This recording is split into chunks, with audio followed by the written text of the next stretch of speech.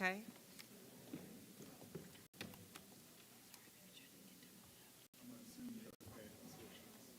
Yes.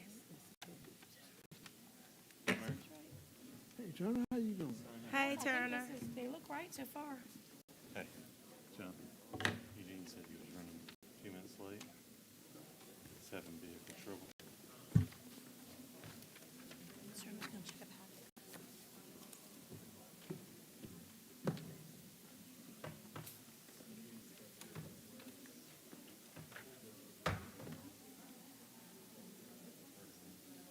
Sure looks right. Okay, did you find it, Russ? Russ, they look right. We good? Okay. I thought maybe, for some reason, I thought maybe they doubled up. Mayor, who do you use? Do you have like an alterations person? I know you shop at Yance and they do a lot of stuff there, but I used to use I forgot her name. She got sick. You know, she used the alterations at at Fleming Cleaner. Yeah. I forgot her name. We use Renata. Uh-huh. We used Renata for years, and ever since after her, I just haven't had. It's a lady down the street there from Fleming Cleaners, but she's slow Yeah. and she high. Yeah. I mean, she really high. Well, now, I've been, I had kind of yellow way and had to switch them around. Mm-hmm. Yeah, come out and sit at home and talk and start taking stuff out of there. And, sometimes he don't even charge you. Well, honey. But I'm gonna go down there and tell them after Right next to the gate. Tell him you're on the city. that alterations thing. And I'm gonna go in there and I'm gonna tell them, say, hey, I got to have this stuff for some city stuff. I need it. I sure will. I sure will. I got a couple things I need him to. I need somebody to do. You don't charge me as much, and I got sometimes you just do it. Say no charge. Yeah, shoot, yeah.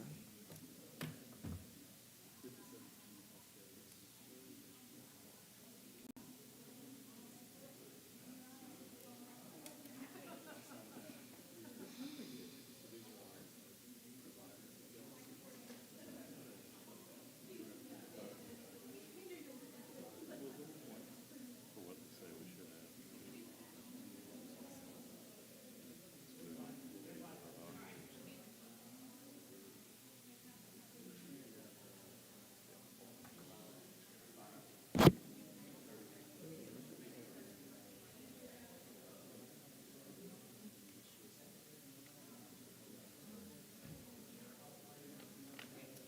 At some level,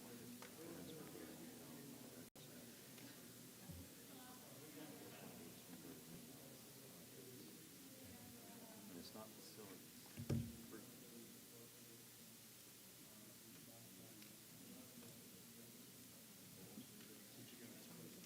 No, I know.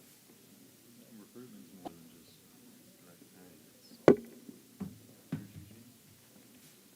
FYI, the three agencies that took the election, they can all make it.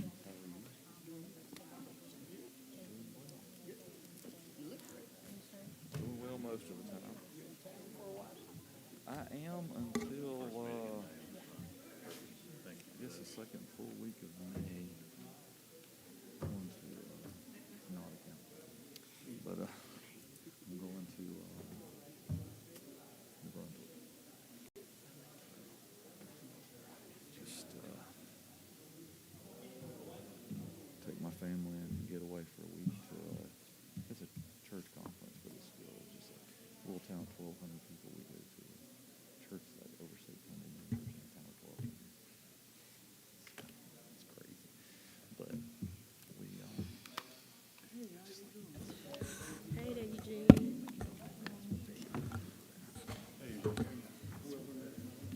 that's what I need.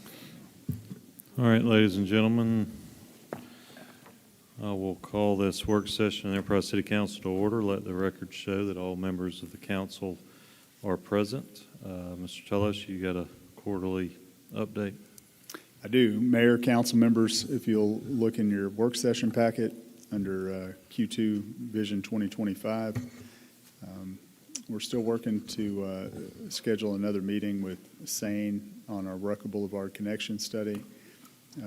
Parks and Rec Maintenance Facility, that facility is complete. So if you go up 167 by the Yancey Parker Industrial Park, you'll see the building is complete.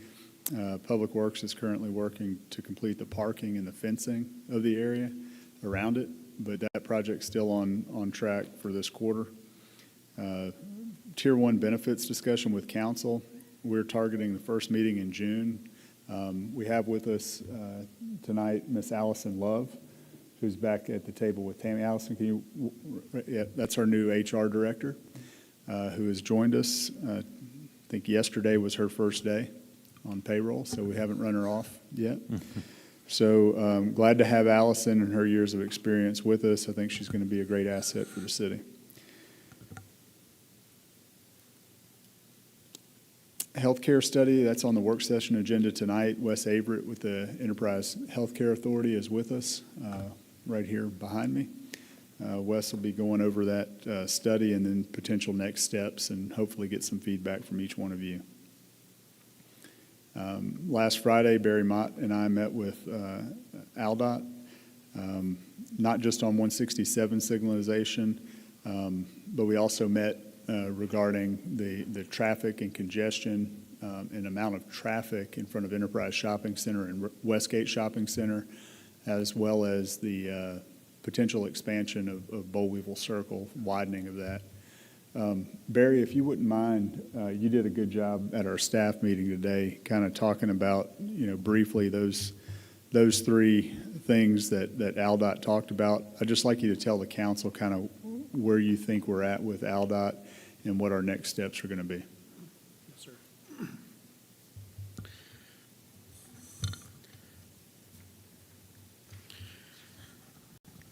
So last Friday afternoon, Jonathan and I had a scheduled meeting with ALDOT. It was a catch-up meeting, just some things that are going on around the city, but we specifically talked about three particular projects, and I'll give you a quick rundown on those. The three projects that we did a deeper dive on was the bypass in front of the Chick-fil-A from Coppinville Road all the way up to Rucker Boulevard, that section in there. So that is that section of road, the 4-lane road, divided highway with interconnections, all that's owned and maintained by ALDOT. But also the frontage road, right, the parallel frontage road, that is also owned, maintained by ALDOT, along with the signals and the turn lanes and everything that goes with that. That's all ALDOT property and maintained. So we were talking to them about the safety concerns for that section of road on both sides. And it was apparent that they recognized that we have some issues there, not only with traffic, but for safety for the citizens that travel that section of road and that frontage road. And particularly, they noted that over the last 5 years, that there was 250 accidents in that area. And that's after they excluded the rear end collisions. So people that bumped into somebody, took all that out. So 250 accidents over a 5-year period, and then that equates to roughly about one a week. So those were at T-bone type intersections or an angle intersection where the two cars collided, not rear end. So that's one of the things I'd looked at since I've been working at the city and forwarded over. And one of the ALDOT representatives that was there said that it's not an easy solution of what to do there because there's existing development through there, and how can they use those existing roads, intersections, lights to the best so they don't have to rebuild that section of road. And what they came up with is a solution where they are basically going to limit access on the frontage roads, and they had a detailed map that's going through design right now, but it will limit access through certain areas where there'll be one way at certain areas, there'll be two way at certain areas, but it'll give access to everything that's there now, but the public would see a difference in how to access those facilities or those developments on both sides of the road. So currently where that stands right now is they've got basically a 2D schematic drawing of this that's going all the way up to Montgomery to ALDOT for analysis, and then if approved, it'll move forward into a design project. The direction that I gave from the engineering side was, from our department, safety is our number one concern to the developments that are there. So it met, at least at a cursory review, it met the requirements of what I saw, and it would definitely make all those intersections safer, where it's easy for people to get off of the bypass onto the frontage road, but it limits where you get on the frontage road back onto the bypass. And in some situations, there are lights and signals that might be removed, and there might be just a right turn only to get back out on the bypass. It's kind of hard to explain from a podium what that looks like without a map, but once we get a more detailed drawing, I'll be glad to share that with you in a work session. But that's one of the projects that they were looking at, one of three, and I think they're on the right path personally. I think they're on the right track of getting that cleaned up to something that you can easily get in and get back out safely. The second project that we talked about is 167 and Salem Road. We talked about having a signal there, and the discussion quickly went to whether a signal was warranted at that or not, and the discussion was, they talked about a possible ALDOT letting of that project and a possibility of having arc cuts is there as well. So basically doing a U-turn where you're forced to make a right turn out and then do a U-turn to go back the other direction. That's under consideration, and they said they would look at the possibility of having a warrant study done for that to add a signal at 167 and Salem. That is 100% in ALDOT's quarter at this point in their court. The third project we talked about was the widening project of the bypass. Basically, this is the three sections of road that are currently two-lane. We talked about the fact that all the intersections through there has already been four-laned there, and that the city has moved forward with a contract with a consultant, namely Volkert, to do a design of that section of road to connect the four-lane intersections and put those back so that we're a four-lane divided highway through there. And we've done some schematic, at least design, to get it to a point that we felt comfortable coming to you for approval for their contract a few weeks back. The ALDOT was on board with that, and they were excited about the opportunity to go ahead and have that project basically shovel ready. And we talked to them about, we had heard from the consultant that was about an 18-month process to get to a point that it would meet all the ALDOT reviews to have it ready to be let. And whether that should be an ALDOT letting or a city letting, but either way, that the project should be designed to ALDOT standards, not knowing where the funding might be coming from for the actual construction of that project. So talked with a consultant today, this afternoon, and we're scheduling, giving some dates back. So we'll have a joint kickoff meeting between the city and the consultant and ALDOT. And probably not next week, but the week after, pending that schedules align, to get that project kicked off and have a kickoff meeting on that. And they just want to make sure, I say they being the consultant, they want to make sure that they're meeting the expectations of ALDOT to make sure that we allow their proper times for reviews with ALDOT, and also make sure that the deliverables at the end of this project meets their requirements for schedule and quality. So those are the projects that we talked about with ALDOT. I thought it was a great meeting. We also went through other things like crosswalk buttons, ped crossings, pedestrians, just a lot of stuff going on downtown, the lights and the lighting study that we're going to be putting on the next couple of weeks. And it was a great meeting, but I'll be glad to answer any questions y'all might have. Any questions, Barry? That's all good info. Thank you, Barry. Thank you. Council, also just to add on to that, one thing that we did talk about was we have several lights that have been brought up multiple times over the last 3 or 4 years that are on city streets. ALDOT has, again, indicated that that's a council decision.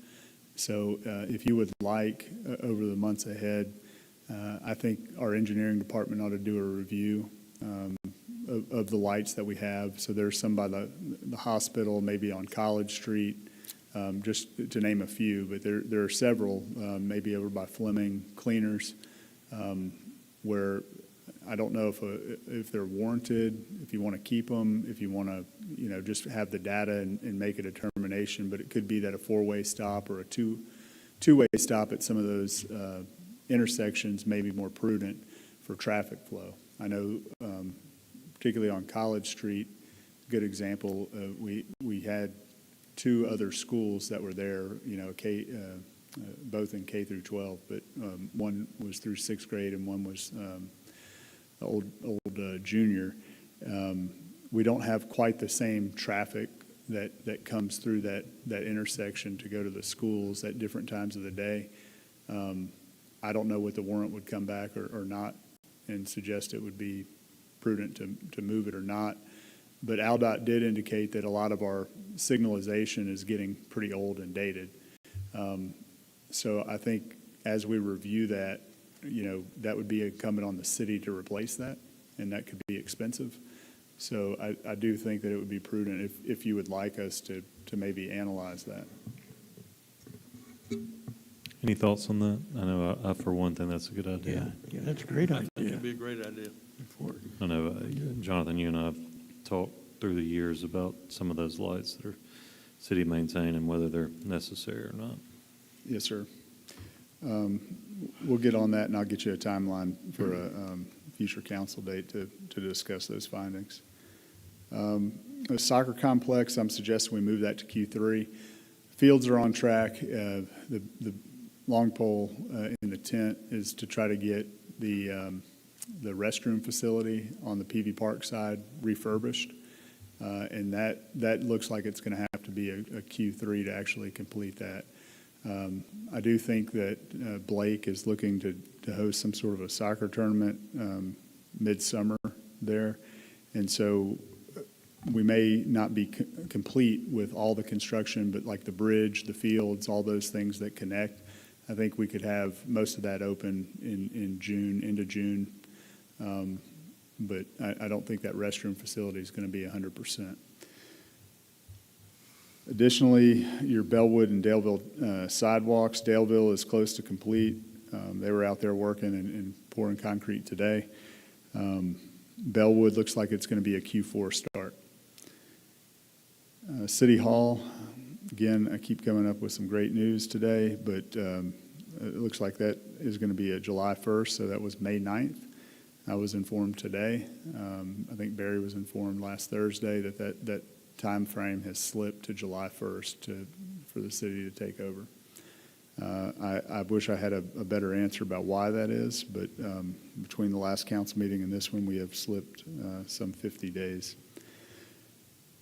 Phase 5 street projects, those have been awarded. We anticipate paving to start in May on Phase 5. Those street lists have been updated to the city website under the Public Works tab under Streets. There's also a quick link on the city landing page for Phase 5. Additionally, I think Emily added Phases 1 through 4 on there so people can see what has already been completed. We are in the process right now of adding Phases 6, 7, 8, and 9 to that list, as you suggested at the last council meeting. So it'll have the year associated with the phase, and then the streets that are going to be resurfaced on there. And some language about the flexibility of those. There is a disclaimer that'll talk about, availability of funding, and again, depending on the water replacement schedule and funding on that end about when those streets are. But yes, there will be a disclaimer on there. And Emily, did you add that already? No. Yeah. And she also has the maps. I was looking at it earlier. Yeah. So it's So a Glenn- great tool. Glenn, I didn't know she already got those up, but Yeah. Glenn, Oh, it's up. Glenn, It Glenn looks had good. provided maps for all the Yeah. phases, so those are on there as well. So if they need a visual representation, I think to really illuminate why that could be important, sometimes when we say a street's getting paved, it's not the entire street. So for instance, I think Councilman Goolsby talked about Doster Street. The entirety of Doster Street didn't need to be repaved, but there was a section in there that was pretty bad that we've had to resurface or fill in potholes multiple times over the last couple of years. And so that section is going to be repaved. Let's see, your quarterly update on customer experience for city services and nuisance properties. We're going to target those in the second meeting in June, kind of at the end of the quarter. We're going to continue that throughout the year if that meets your goal there. PCI study, if you look in your packets, there's an email that Barry had sent me that talks about what that cost would be. Just under $100,000 to redo the PCI report. There's an optional services and fees associated with that if we wanted to increase that. To include some of those, I think Barry's going to have some recommendations. Because of the nature of this, I think that this would be one of those things that we can wait until our normal budgeting process to add that, and then let Barry have some time to figure out which one of those optional services he would recommend adding in there, if any, and then program that for FY '26.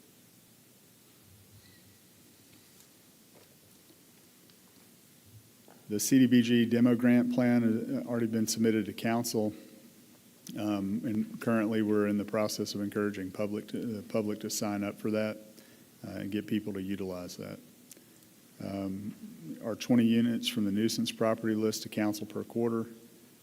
We're targeting the first work session in June to have that updated list to you. Again, we're still on goal to do 20 units per quarter. Rucker Boulevard redevelopment study, those proposals, or that proposal was approved by the council at the last meeting from KPS. Just in case you didn't have it, I put a copy in your packet so you can see what that will include. We plan to initiate that this quarter to have a kickoff for that and start figuring out when to engage stakeholders in that process. The old Coppinville agreement still with ECS. My understanding right now is that they're in the process of hiring a board attorney. And so I anticipate that's probably the holdup right now, is waiting for them to get some counsel to review it. Reevaluate the comprehensive plan areas. We're going to have KPS come down and meet with the council in June at one of our work sessions there. I'm waiting to hear back on a date. And that's our quarterly goals. All right, any questions for Jonathan on any of those? Thank you for that update. All right, if y'all will turn with me quickly, I'm going to try to abbreviate our agenda review tonight since we're running a few minutes behind. I want to give Mr. Everett enough time to give us his presentation. So we'll skip down to let's see, old business. So we've got the Bray hearing and consideration ordinance. Anything to discuss there, Thomas or Barry, on our public hearings tonight?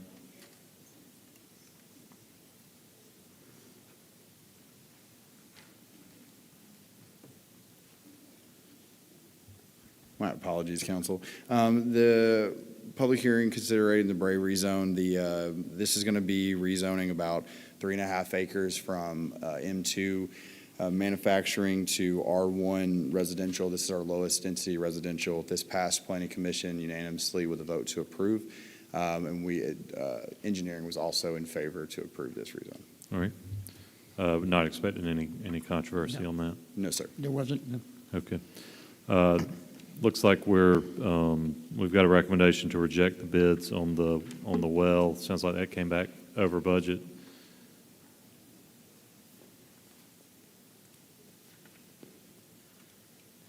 Yes, sir. We received bids on the well, and it came in significantly over our budget, and don't feel comfortable recommending to the council that we should move forward with that project at this time. So Glenn and I want to look at that, and at this time, just reject the bids, and we'd like to go back out for rebids at some point in the future.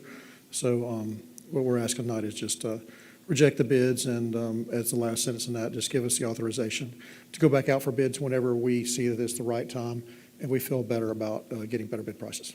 All right. Thanks, Barry. Yes, sir. Don't go too far. I think there's some other stuff. So these next three items, we're going to lay these items over. Beverly and I spoke before the meeting. None of these have any urgency. I think one of them has a drop dead date of May 26th. Is that right, Beverly? So May 26th. So we're well ahead of that. So we'll lay these three election ordinances over for the first meeting in May. Did anybody have any comments or concerns on any of those? Okay, well, we've got a few weeks to discuss if we need to. So, Barry, the next item is the ALDOT agreement for the roadway lighting.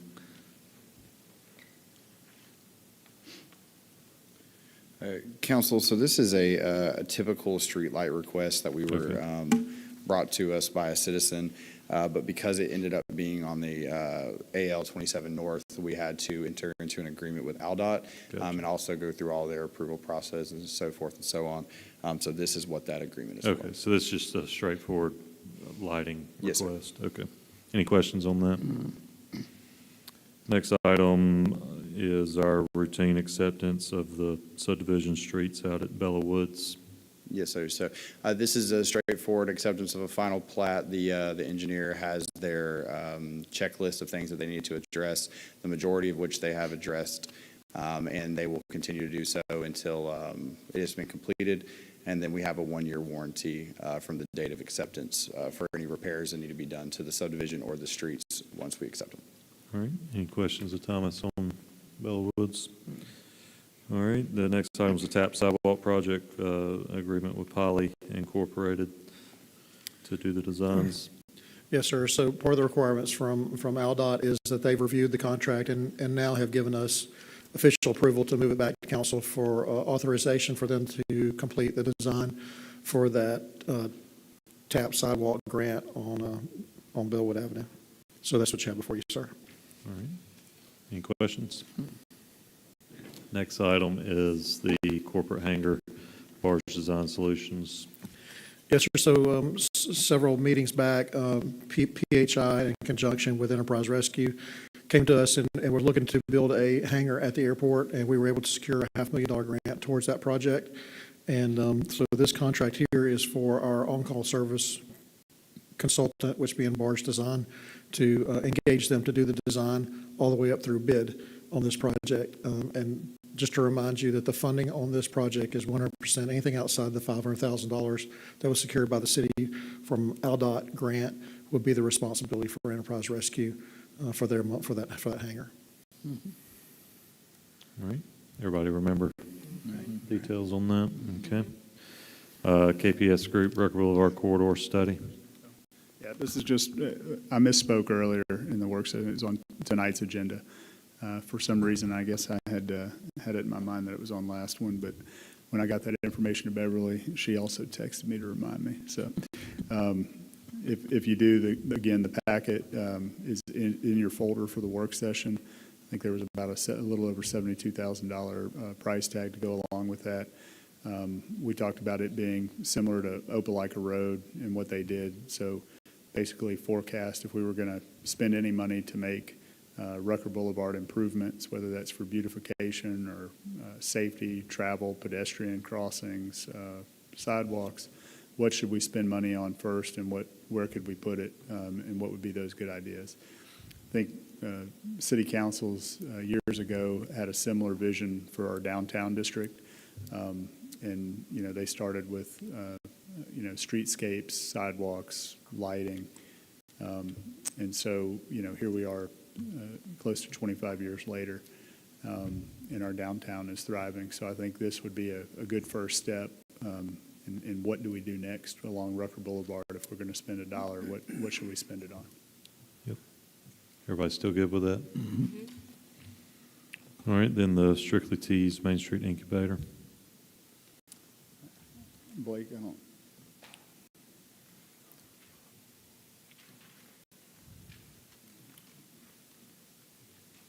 Good evening, Council. I have Ms. Sheila here tonight. She is the Board of Directors Chair for Main Street, and so she can give you a little more information on the small box shop. Good evening. Good evening. Did you want me to start with any questions or just give an overall view of it? Give them overall. What's that? Okay, for just about 2 years now, as a part of the 4-point approach for Main Street, we have an EV economic development, committee. We have a promotions committee, an art committee, and design committee. And within the economic EV committee, we decide the tenant for what we call our small box container. And this project was afforded to us by a USDA grant from Main Street, Alabama, actually, and we actually won this particular small box container. But with that being said, the EV committee, we look at all the applications that are submitted, and basically we applied the criteria, which the main criteria is you want whoever to house there or they have 6 months to kind of prove their business, but you want it to be someone that's going to brick and mortar. So there may be a home-based business and they want to see if they have what it takes to actually rent or purchase a business downtown. So that's basically what the incubator small box container project is every 6 months we go through the application, and as a committee, and we have about 5 people on this committee at the time that consists of realtors, me as the library director, we have another downtown business owners, and we look through that criteria to make sure that, A, they're not going to need water, because obviously water is not, that's another whole element, but that is not provided in the small box container. But yeah, we just go through those, make sure they meet all that criteria. In this 6 months, we chose strictly teas, and water is not needed. They have like a plastic cup with the tea, a powdered tea inside, and we thought that would fit along with the businesses that exist already downtown. And with the street traffic, and I know that as being a librarian, that would be great for people to purchase those teas and things of that nature. But we decide those things as a committee. And as our committee select through the applications, we then provide it to our director. And but those are the steps. So any questions? Does anybody have any questions No. for Ms. Harris? All right, well, thank you. Okay. All right, I am going to make an executive decision here. We're running short on time, so all these agenda items that we hadn't covered, we're just going to have to do it the old-fashioned way, and when we get to those, staff, if they pertain to you, just be prepared to answer any questions we might have in our regular meeting. So we're going to jump to our next item in our work session, which I'm going to mark that on our agenda. So Jonathan and Mr. Avert, I think you all have the next item, which is the healthcare study overview. Jonathan, if you want to just refresh everybody, give us a little history lesson on how we got here. Yeah. So the city council authorized us to enter into 75% by the city, 25% by the Enterprise Healthcare Authority to do a healthcare assessment of the city holistically. Healthcare Authority is obviously limited in their scope on what they do. They don't run a hospital. They predominantly run a nursing home. In fact, that's what most people think of when they say the nursing home. They're really talking about the Enterprise Healthcare Authority. And so when they were going to do this, their scope was limited to things that would be impacted by their area of service. So when I brought this to you, I said, can we expand this, and what would that look like?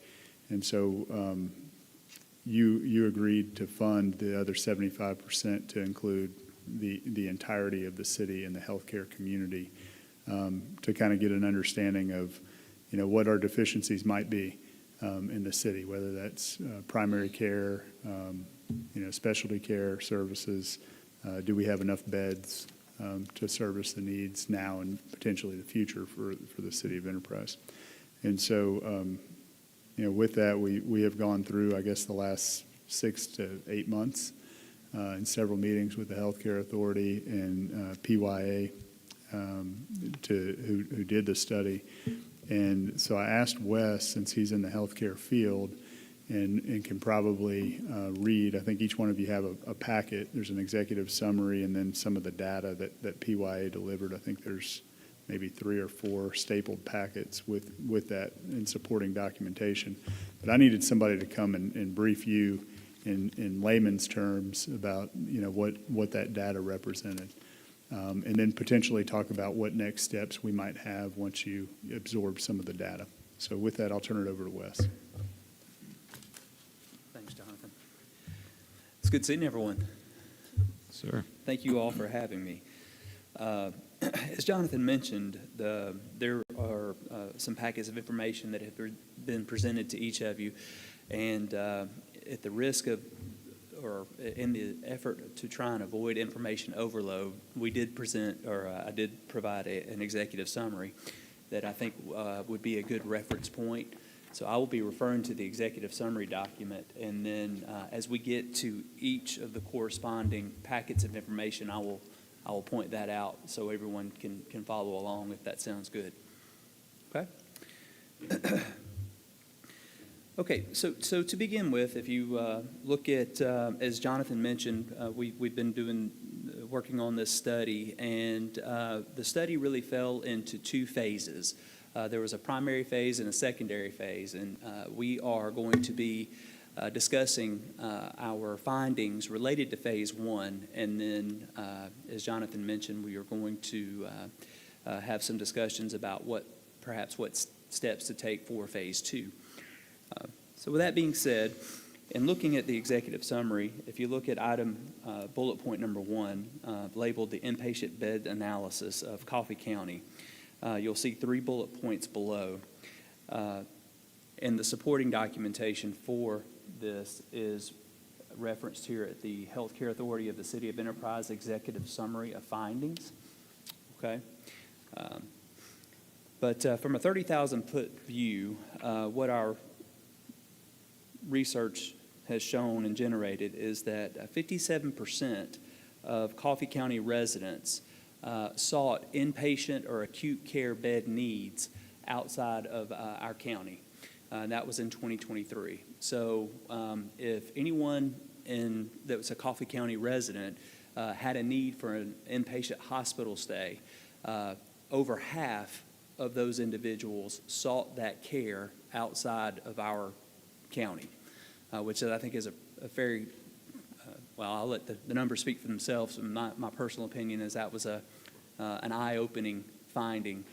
Then in addition to that, what PYA did, again referenced in this first packet of information, is they conducted sort of a study on what opportunity there may be for our county and city to pursue perhaps an acute care hospital to help meet those needs. And what they found was that, and I'm referencing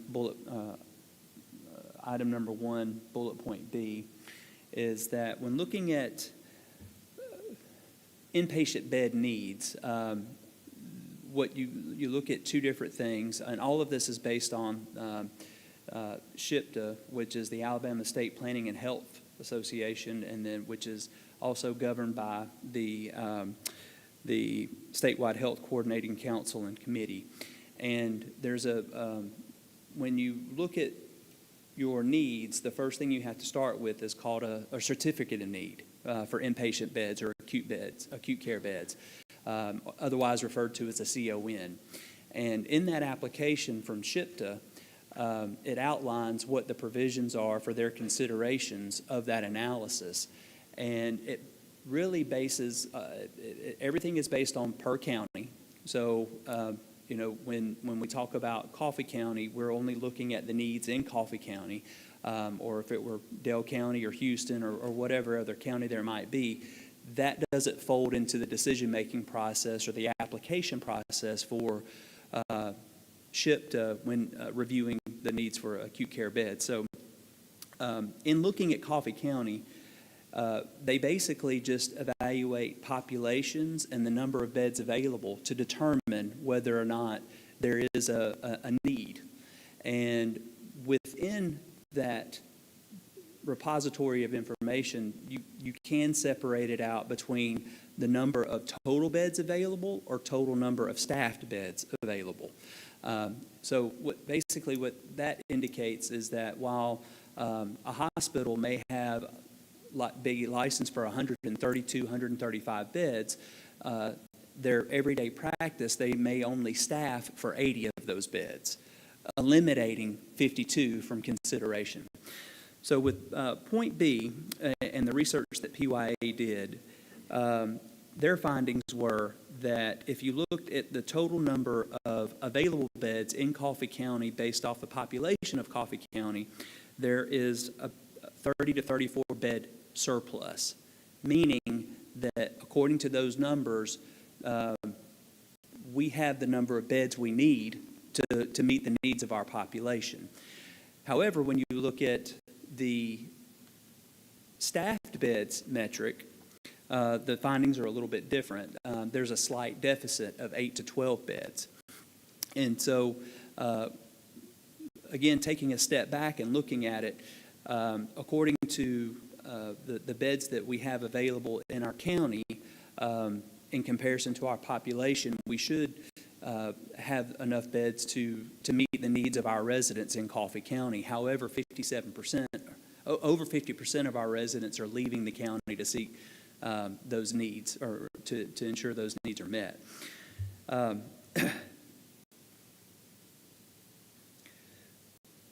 The next part of PYA's evaluation, once they were able to tabulate the data regarding acute care bed needs and the surplus, they took an in-depth review of that CON application that I referenced earlier. And in that application, a moment ago I described the evaluation of available beds. There are also what I refer to as potential exceptions, or the application itself refers to them as plan adjustments, that are additional considerations to be made or when making a filing or filing an application for a potential acute care bed facility. And as part of that, what they recommended was that if our authority were to pursue this further, we would need to check certain boxes in an effort to start building a case for our potential CON application.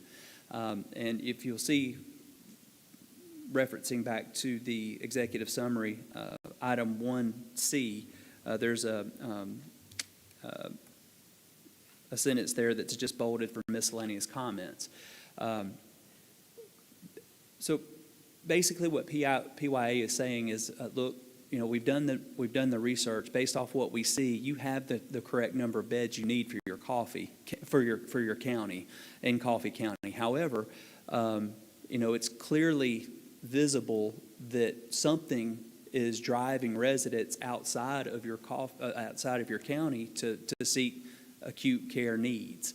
And so what you may want to consider is evaluating or approaching potential healthcare providers in your county to see what opportunity there might be related to the acquisition of acute care beds. And so to put it plainly, they were saying you might want to approach any providers you have in your county currently that own acute care beds and see if they might be willing to sell, which we have done that. And at this point, we've received word that there's no interest in anyone selling those beds. And again, all of this was done preliminarily based off identifying a need or addressing a need about our residents leaving our county for acute care needs, but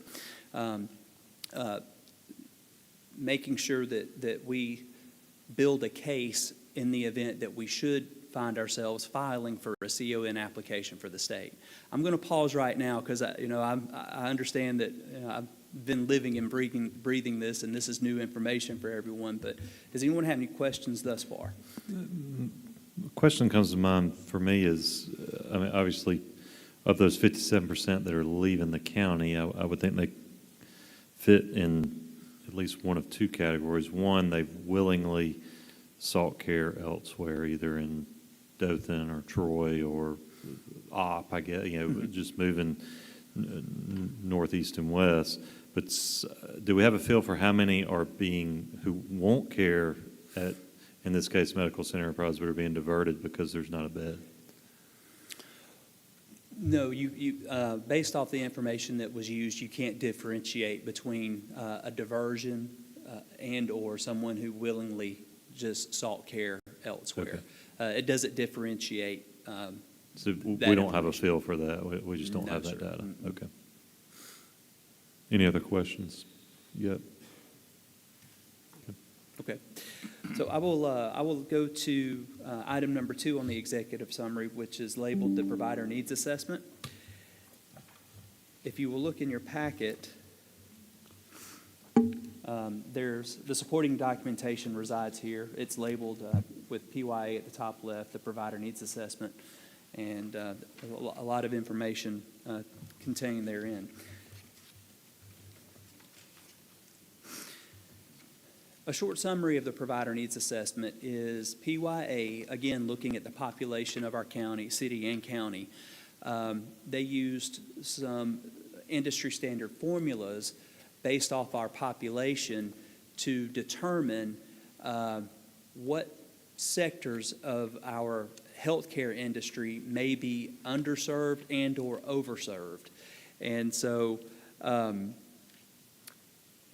that is a very general description of what this provider needs assessment does. It takes our population in our county, and it says, okay, you've got this many people, so based off that many people, based off our formulas, we see that you need so many dermatologists, general practitioners, internal medicine doctors, and the supporting non-physician personnel, which would be physician's assistants and or nurse practitioners. So that's a very general, basic version of what that provider needs assessment does. The assessments itself, this packet that I provided, contain all the methodologies that went into their analysis, and it's fairly robust. The breathing document, if you will, is actually an online portal where you log in, and there are filters that are built in to it to where you can look from this current year, or actually 2024 through 2028. It will forecast out what the needs may be today versus 3 years from now. The entire report captures 9 counties: Coffee, Dale, Geneva, Covington, Pike, Houston, Barber, Henry, and Crenshaw. I believe I captured all of them. Within that portal, though, you can drill down by zip codes to further hone in on specific needs. And that's what is referenced on this executive summary on item 2B. Coffee County provider NPP deficits. Again, provider is really physician, and the NPP stands for non-physician personnel, the physician's assistants and or nurse practitioners. Their study shows that in 2024, we had a deficit in Coffee County specifically of 55.9 providers. That's across all healthcare sectors. That And includes that's an absolute quantity, not a percentage. not a percentage. That's a Just quantity. 56 doctors, for sure. Correct. Okay. And or support personnel. Yep. But and again, that covers any and all surgery, nephrology, dermatology, internal medicine, pediatrics, that the entire gamut. Their study shows that as of 2024, we needed 56 doctors. They're forecasting out that by 2028, we will need a total of 70.4, or 70 and a half, if you will, which is that's a fairly significant increase of about 14 to 15 providers, if you round up or down on the decimals. And the single largest deficit that they represent is with internal medicine. But when you look at all of the specialties and the subcategories in it, they're forecasting a deficit in just about every section of healthcare that you can think of for our county. To further drive that point home, item 2C, in 2028, based off 3 primary categories of being medical and or primary care and surgical, when we talk about the medical category, it's showing in 2028 that we will have 5 providers out of a total of 44 needed, which means we'll have 11% of what our population dictates in Coffee County. In primary care, they represent 39 providers with a need of 58.8 or 59, which is 66%. And then in the surgical category, they represent 4.6 providers out of 15.8 needed, which is approximately 29%. So we'll only have 11% coverage, you're saying? Based off our population for all the medical specialties they identified in their report. So 5 out of 45 needed. We'll have 5. We're not missing 5. We only have 5. We will only have 5. Yeah. Okay. I just want to make sure I'm understanding the numbers right. To other additional information that I included in the packet, a few moments ago, I tried to describe the portal itself. It was extremely difficult to capture all of that information in a printable format. So what I attempted to do was take a few snapshots. If you pull these 2 pieces of information out, or 2 packets, the first one is Provider Needs Assessment Dashboard, City of Enterprise, and then right there below ZIP, it says multiple selections. That is Coffee County. I selected every zip code in Coffee County to give a snapshot of what the study represents. The second document is for all of the counties included in the study, the 9 that I referenced earlier. But I thought it would be more prudent to focus specifically on Coffee County as opposed to the other counties. Has everyone been able to locate? Is this in the packet that says provider needs assessment? Yes, ma'am. And it's across the top, Provider Needs Assessment Dashboard, City of Enterprise. And then a quarter of the way down on the page, it'll say ZIP. And just below that, it states multiple selections. Okay. Okay?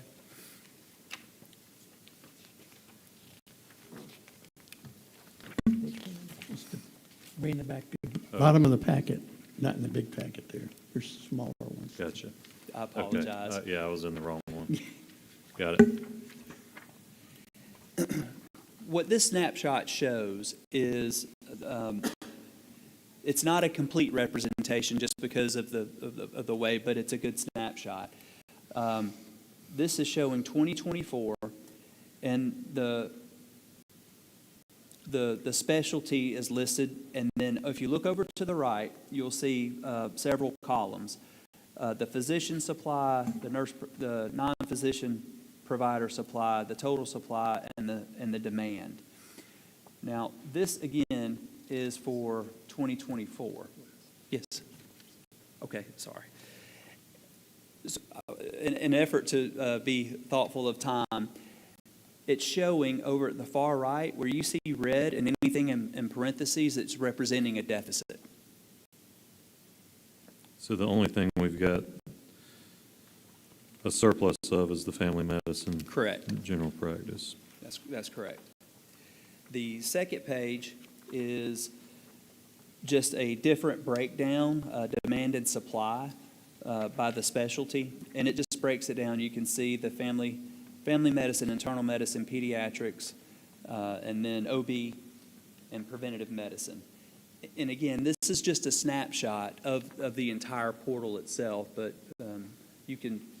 when you access, you can select any and all information that you're interested in to take a honed-in look at what you're trying to see.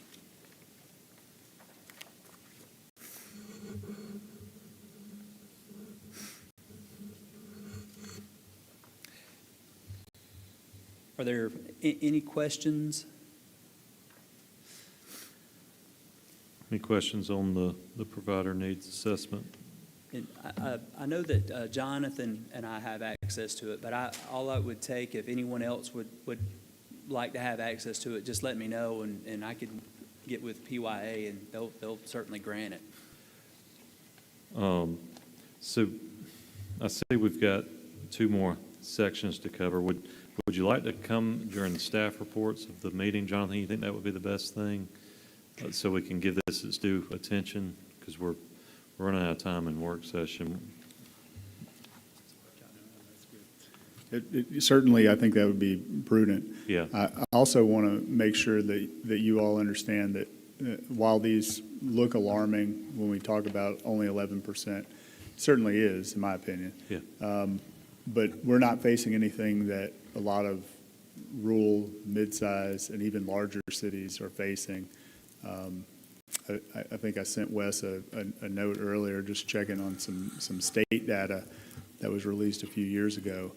And it was well over 50 counties, I think 52 counties in the state out of 67 face deficits in similar categories. Well, when you look at this other one for the state, Yeah. you know, there's just four. Everybody else it's all red except for 4 areas. So that Yeah. kind of proves that point.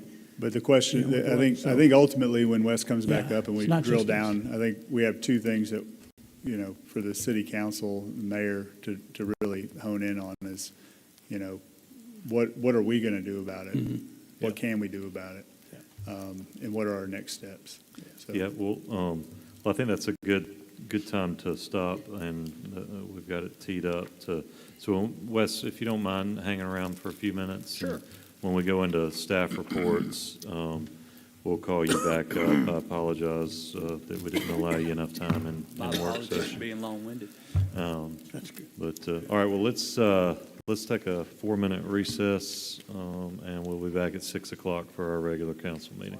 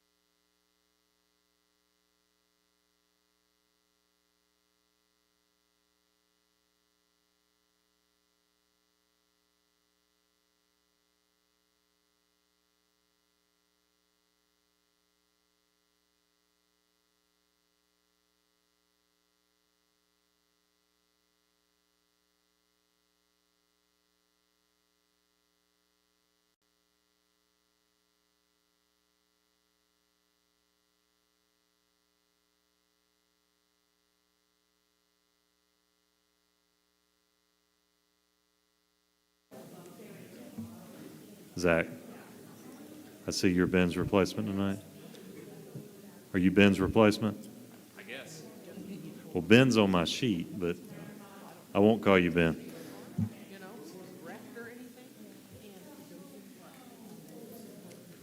All right, ladies and gentlemen, I've got 6 o'clock. If we could get the meeting room in order. I'll now call this meeting of the Enterprise City Council to order. Let the record show that all members of the council are present. If you would, please stand with me for the opening prayer and pledge of allegiance. We have Zach Clark from First Baptist Church Enterprise. Let us pray together. Gracious and almighty God, we come for you today with just hearts full of just gratitude for the gift of life, God, the gift of the blessing and just the blessings of community and the opportunity to serve one another in love and in truth. We thank you for the city, for its people, its neighborhoods, and all who call Enterprise home. So we just pray over Enterprise that you'll just have a hand of protection over us and this city. We lift up our city council members this evening. We pray, Lord, that you'll grant them wisdom, discernment, and clarity as they discuss and lead.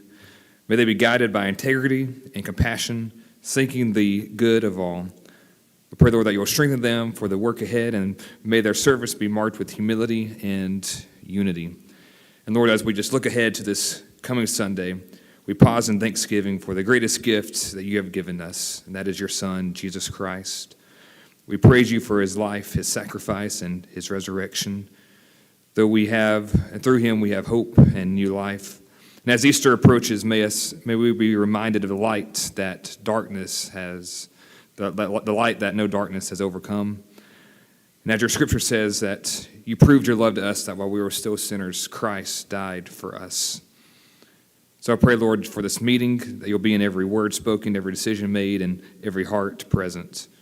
We pray that you will make your ways known to us, O God. Teach us your path. Guide us in your truth and teach us, for you're the God of our salvation. And for you, we wait all the day long. In your Son's name I pray. Amen. And please join me in the Pledge of Allegiance. I pledge allegiance to the flag of the United States of America and to the republic for which it stands, one nation, under God, indivisible, with liberty and justice for all. Thank you. You may be seated.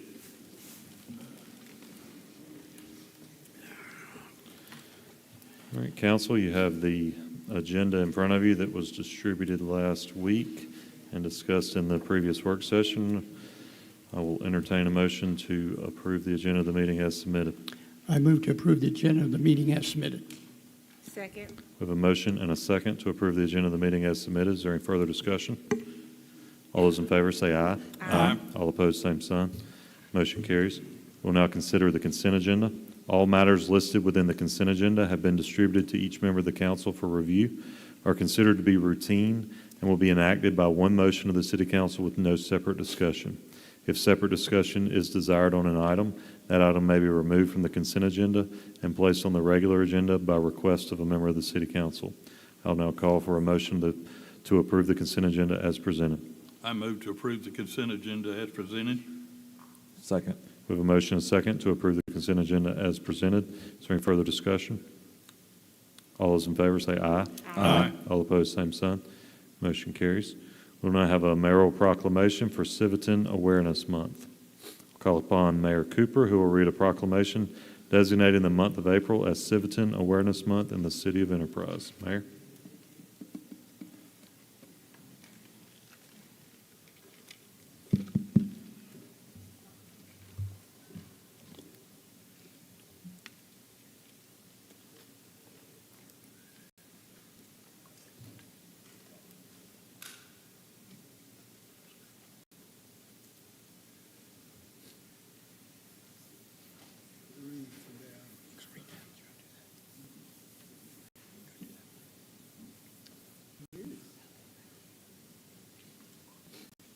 Good afternoon to everyone.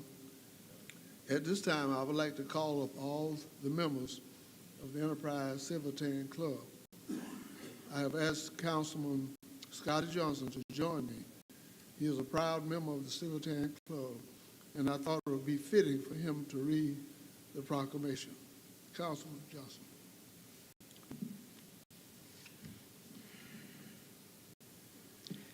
Whereas Civitan International was founded in 1917 in Birmingham, Alabama, and whereas the 40,000 men and women in 16,000 clubs worldwide work together to make their communities better places, and whereas Civitan has contributed millions of dollars and volunteer hours to help people with developmental disabilities, and whereas club projects provide citizens with meaningful involvement in their communities, and whereas Civitan promotes good citizenship and emphasizes its responsibilities, and whereas Civitan is recognized for its support of research and treatment of developmental disabilities through funding of the Civitan International Research Center, and whereas here in Enterprise, the Civitan Club embodies the ideal of Civitan in our own community.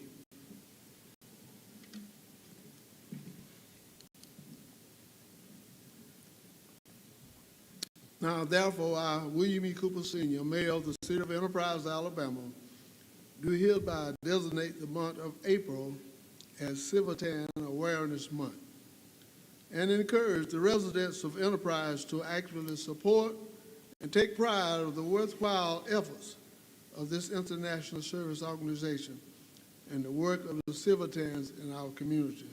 I will now sign this proclamation to make it official.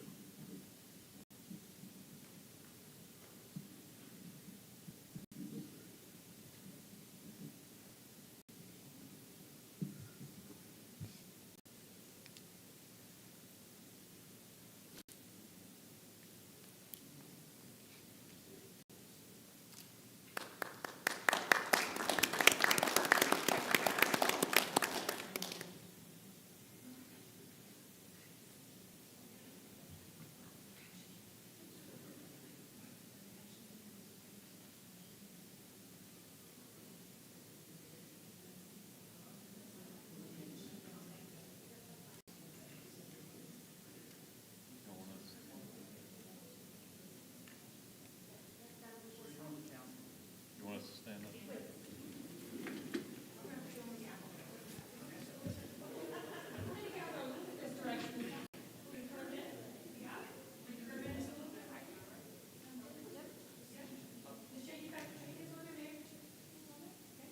We'll look right here, Emily.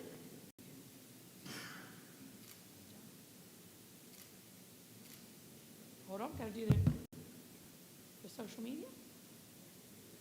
And smile. Thank you.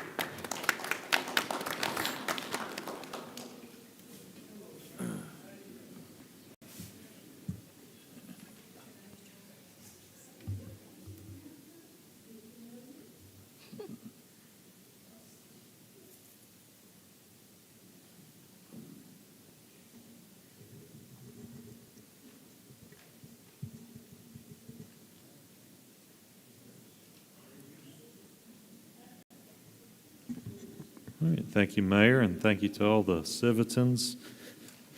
All right, now we will have privilege of the floor. This is the part of the meeting where anyone in attendance tonight who wishes to address the council may do so for 3 minutes.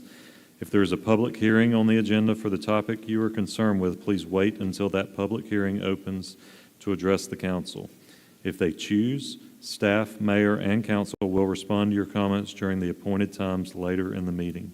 Repetitive, disruptive, and disparaging comments will not be tolerated. If you are found out of order, your privileges can and will be revoked. Does anyone wish to address the council at this time? Yes, sir. Yes, sir. Good afternoon. My name is John Marsh. Mr. Mayor, honorable members of the City Council, I'm here today representing VFW Post 6683, and an organization dedicated to supporting our veterans, our community, and the future leaders of this great city. We proudly stand behind the Enterprise High School Wildcat Battalion and their Knights, Bells, and Raiders competition teams, which consistently achieve regional and state victories, bringing honor to this city. However, despite their dedication to success, these students face increasing challenges currently due to the shifting government funding and budget reallocations.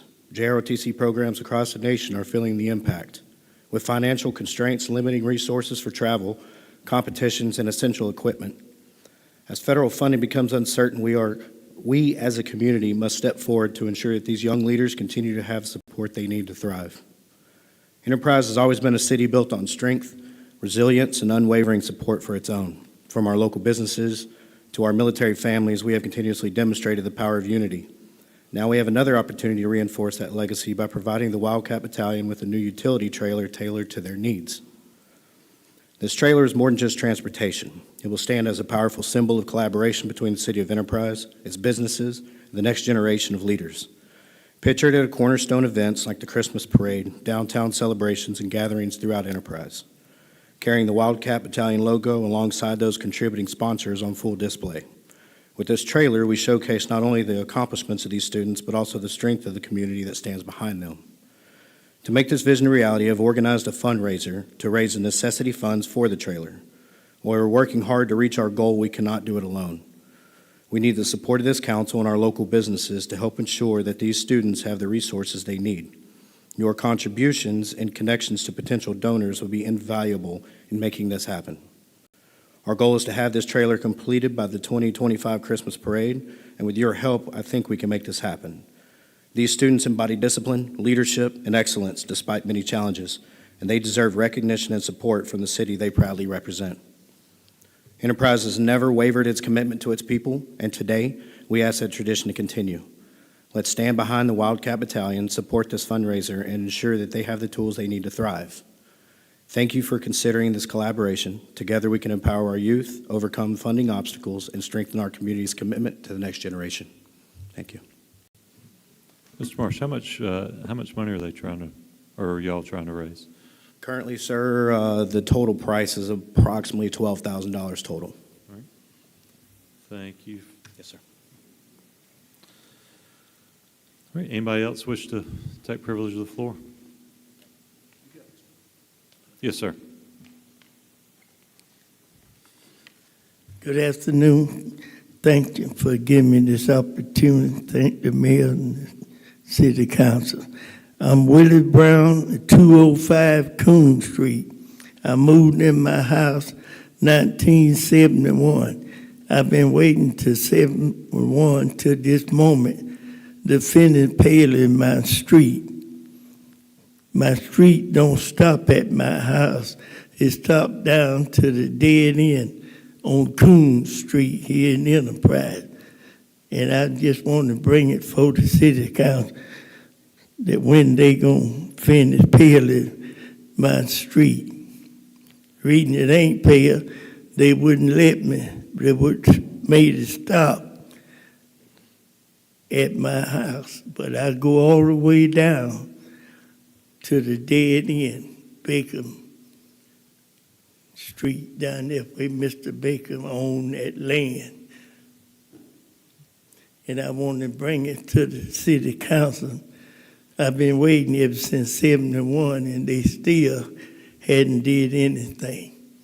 And I want to bring it before the city council tonight, from 71 to now.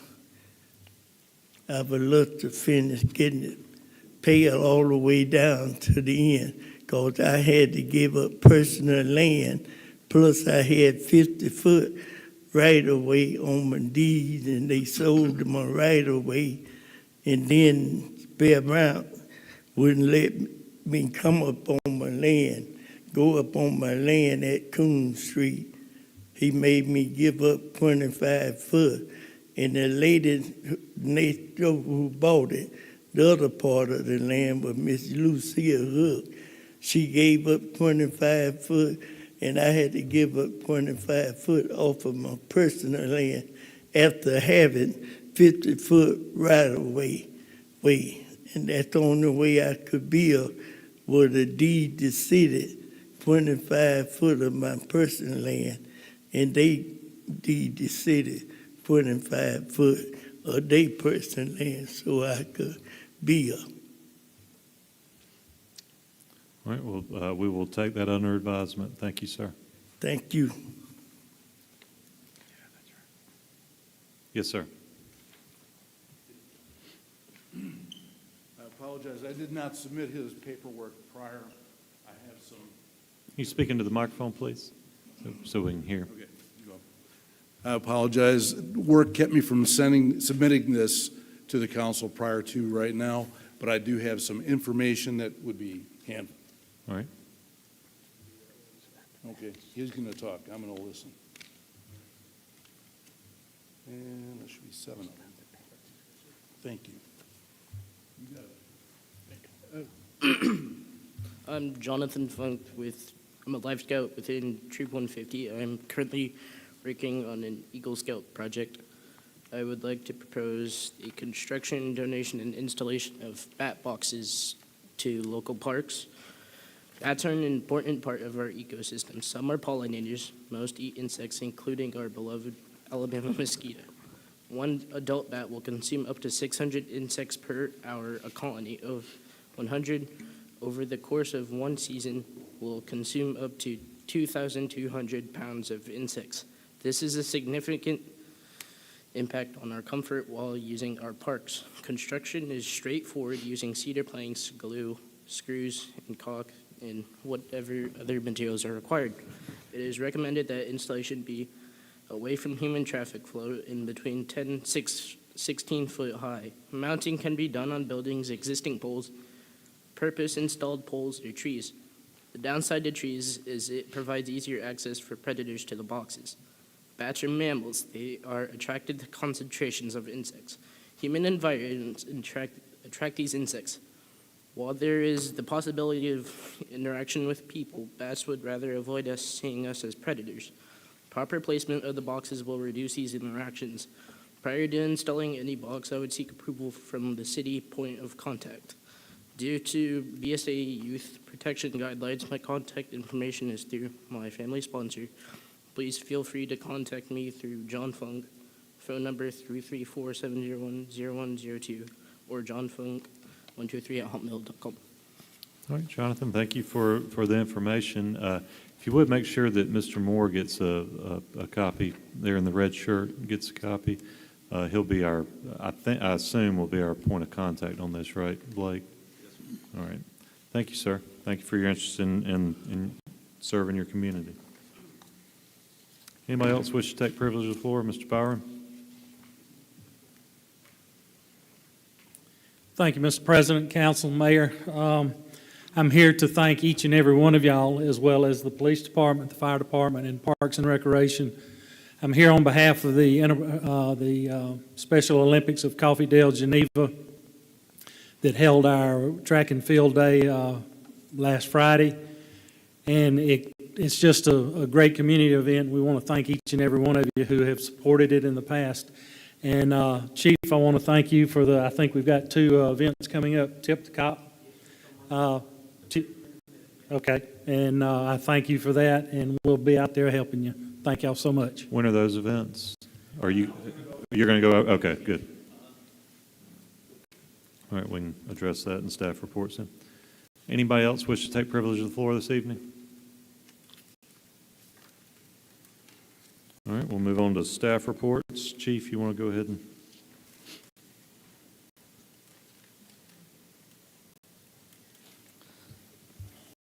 So the first thing that's on my list is, of course, talking about Tip-A-Cop. Tip-A-Cop is what we do for Special Olympics at restaurants. We don't take away from the businesses, but if somebody comes there and needs this extra assistance filling drinks and stuff like that, that's what the police are there for. We sit people down, we have a good time serving the community. All that we ask is if there's any tips that you want to give extra, not to your servers, but to the officers. 100% of those funds go directly to Special Olympics, which is a worthy cause. So the first event we're going to have is April 22nd at 10:30 to 1 o'clock. Butcher's Daughter has offered their place for that, and that's a good lunch time. So we'll be serving, myself, numerous other police officers will be serving to get the Tip-A-Cop funds. The second event is April 29th, which is 5 to 8 p.m. at McAllister's. Those are the 2 current ones. We might do another one later on, but those are the 2 current ones that we will be doing the most recent Tip-A-Cop to support the Special Olympics. We do the torch run every year, and this is the second part to it, and we always try to gain funds for the Special Olympics, which is a great time. We had a great time being there with the athletes. We had a great time running with them. The fire department's a little too fast for some of us, so they're going to slow down next year. But so, any questions on the tip of COP? Anybody got any questions for Chief? No? Okay. Thank you for doing that. Oh, yes, sir. So the second thing, Mayor, council members, and the citizens of Enterprise, we often express our gratitude to the first responders who respond to the call in times of crisis without hesitation. But today, we shine a light on those who are truly the first of the first responders, the unseen voices on the other end of the line who guide emergency personnel to where they are most urgently needed. Enterprise Police Department E911 Communications Division is staffed by 13 exceptionally dedicated and professional call takers and dispatchers. These individuals have chosen a life of service, stepping up every day to be the calm in the storm for our community. They are first to hear the cries for help, the voices of those facing life-threatening emergencies, pain, fear, and despair. Even on the best day, they provide directions, often guidance, and receive calls that may be outside of their control. Yet they listen with patience, professionalism, and compassion. Our telecommunications professionals manage the coordination of life-saving resources, dispatching rescue, fire, and police simultaneously while answering continuous calls and providing critical support to field units. It is not uncommon for one dispatcher to be juggling multiple emergencies at once, all while maintaining clarity and composure.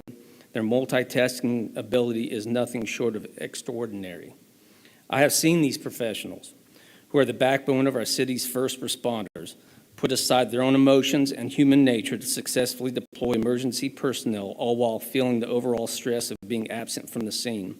These men and women are the steady presence behind every emergency response in our city. They deploy their fellow first responders and friends into unknown and often dangerous situations, shouldering the emotional weight of events they cannot physically attend, knowing people they will never meet, hearing stories no one should ever have to hear, and carrying burdens that remain unseen. I have witnessed their unwavering commitment, their strength under pressure, and their deep sense of duty to our city. Their work is vital, often unrecognized, but never unnoticed by those who rely on them. The second week of April marks National Telecommunicator Appreciation Week, a time to honor and thank these invisible heroes. Without their tireless efforts, countless lives would be lost due to delayed response and miscommunication. They are the critical link between crisis and care.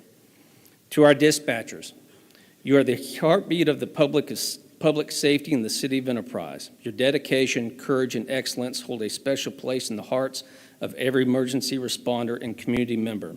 We see you, we value you, and we thank you. Please join me in recognizing and honoring Crystal Blank, Addie Bowman, Vanessa Boyette, Ashley Clayton, Stephen Clayton, Caitlin Coker, Susan Curry, Kim DeLoach, Gabriel Hawthorne, Brandy Kelly, Michelle McNair, Clarissa Strickland, and Ezra Schwartz. Tangi Hill. Tangi Hill is the quiet powerhouse behind the exceptional success of our E911 Center. Her guidance has been instrumental in securing cutting-edge equipment, expertly managing the E911 responsibilities, and most importantly, championing a culture where every telecommunicator feels genuinely valued and respected in their vital profession.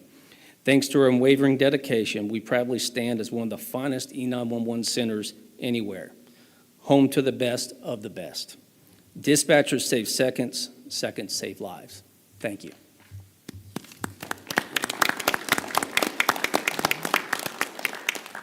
Thank you, Chief, for recognizing the Communications Division. Any other staff reports? I know we've got Jonathan and Wes who will come back up, but any other staff reports? Barry?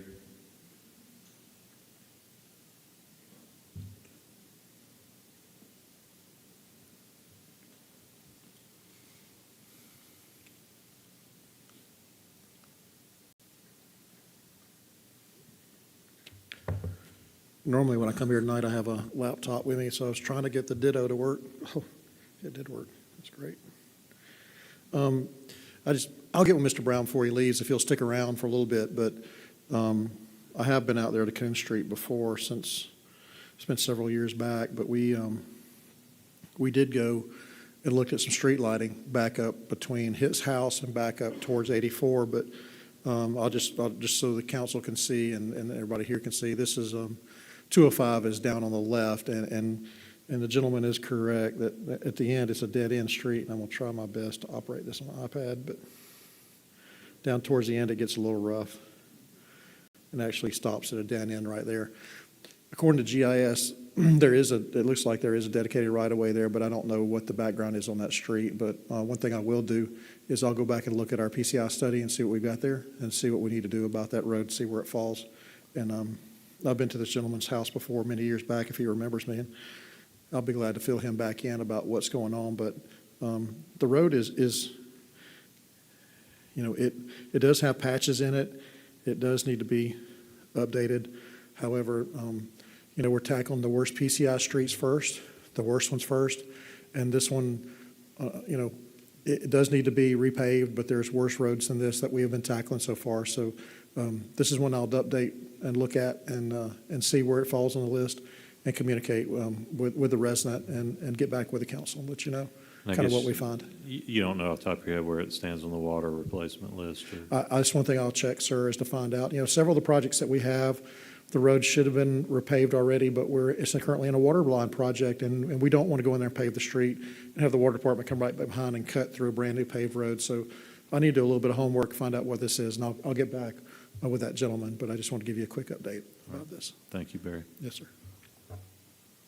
Any other staff other than Jonathan and Wes? All right, if y'all could please, Jonathan and Wes, continue with our work session presentation that we were unable to finish. I believe we were on Roman numeral 3. Is that correct? That is correct. That is correct. And before I get back to the executive summary, I did want to just reiterate what Jonathan mentioned earlier, which is the challenges that we're facing with our healthcare industry in our county is really no different than it is statewide and nationwide. And so, it's our authority's mission to try and identify what the largest areas of need are, and then from there help determine how to address those needs. And so the information that is being presented isn't necessarily indicative of anything other than a state of affairs of where we are today, and does not necessarily mean that any and all have not done everything that they could do up to this point to try and meet the needs of the citizens of Coffee County. So that being said, referencing back to Roman numeral 3 on the executive summary, labeled the PYA Phase 2 Addendum Recommendation. And I can really sort of boil this down rather quickly. PYA has put an addendum to our earlier agreement, and this addendum specifically references the potential pursuit of an acute care CON application with the state of Alabama. And the subsequent bullet points I through, basically it's 1 through 7, outline what those steps would be should the authority in this city seriously consider the pursuit again of an acute care hospital. There's a discovery and work plan and a financial modeling scenario that PYA could draft. And then what it would look like from there is our Healthcare Authority Board and the city leadership would take a look at those findings, and from there make a decision on whether or not we want to proceed forward. Identified in Section 3, Number 3, the go, no go. And once that decision is reached, and making the assumption that that is a yes decision, that outlines the rest of the steps to pursue acute care hospital CON application. Then the next item on the executive summary, item number represented as item number 4, I just wanted to provide a quick recap of where we are related to our expected expenditure related to this study and in consideration of what this proposal from PYA, the addendum, represents. So initially, Phase 1 and Phase 2, which we just completed Phase 1, and that's what we reviewed earlier, those findings, the cost associated was $117,000, and as Jonathan mentioned, it was agreed upon by the Healthcare Authority and the city that the city would cover 75% of the cost and the Healthcare Authority would cover 25%. Based off the proposed addendum for Phase 2, it appears that PYA is quoting approximately $70,000. Well, if you look at our current actual build, so far to date, the city has paid just over $57,000 for this research, and the authority has paid right at $20,000. So that's where we are currently. And PYA, again, is representing a high-end cost of $70,000 to complete the Phase 2 as identified, specifically pertaining to a CON application with the state of Alabama. Now, I think it's important to also mention that PYA does stand ready should all involved decide that we may want to take a different approach and look at some different things. They are more than willing to put a proposal together based off the direction they receive from our city and healthcare authority. So,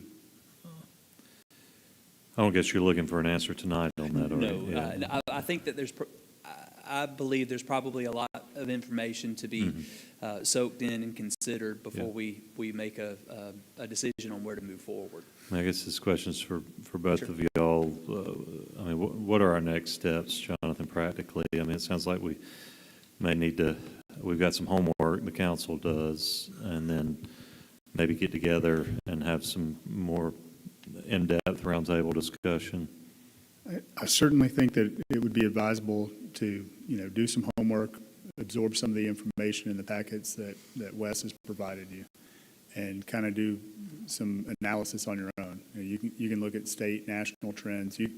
What he said, what I said earlier, is 100% true. I don't think that, if we had done this, or that 5 years ago, 10 years ago, that we would necessarily be in any better shape or worse shape. I do believe that the medical community and enterprise is facing what so many communities around the United States right now are taking. I think we have two clear paths of, infrastructure and equipment-related paths that are, have dollar figures associated with them potentially. And then we also have the problem of the shortfall of providers.